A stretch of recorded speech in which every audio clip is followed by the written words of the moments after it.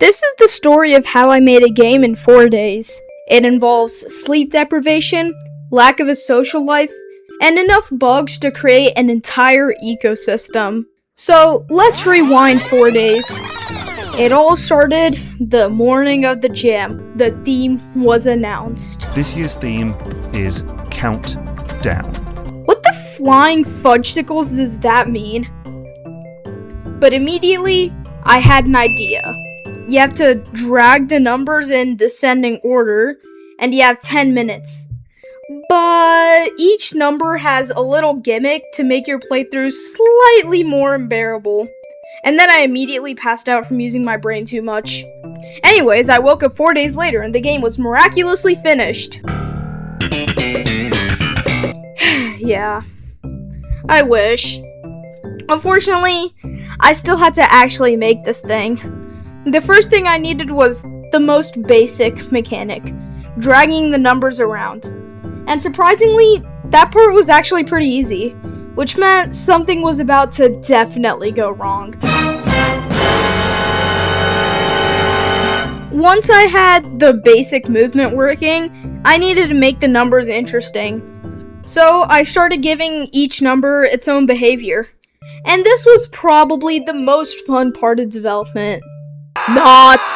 This took me the majority of the jam time. Hello, editing me here. I just realized that previous sentence should be kind of obvious because it's the main premise of the game. Why wouldn't it take the longest time? Just wanted to point that out. Bye. Number 2 was the most annoying. I had to use I enumerators. I enumerators? More like I need 3 cups of coffee and a spelling lesson. Wait, no. Coffee makes me sleepy. 3 extra large Slurpees. That'll work. Anyways, each number became its own little puzzle. The hardest part was making sure they were difficult without being completely impossible. Because there's a very fine line between, wow, this is a clever challenge, and I would personally like to delete this number from existence.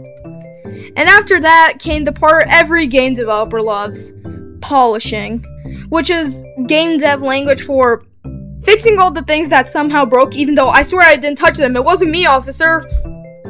I added more visuals, adjusted mechanics, fixed bugs, and tried to make the game feel like an actual game.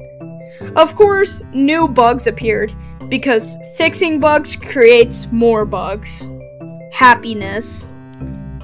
Eventually, after 4 days of coding, testing, and questioning my life decisions, the game was finally finished.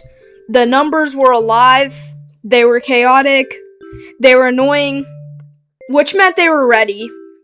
So that was my game for the GMTK Game Jam. A puzzle game about 10 numbers that refuse to behave. And I didn't even use all 4 days. It took me 3 days, 22 hours, 29 minutes, and 37 seconds. So haha, get clickbaited. Thanks for watching, and make sure to subscribe.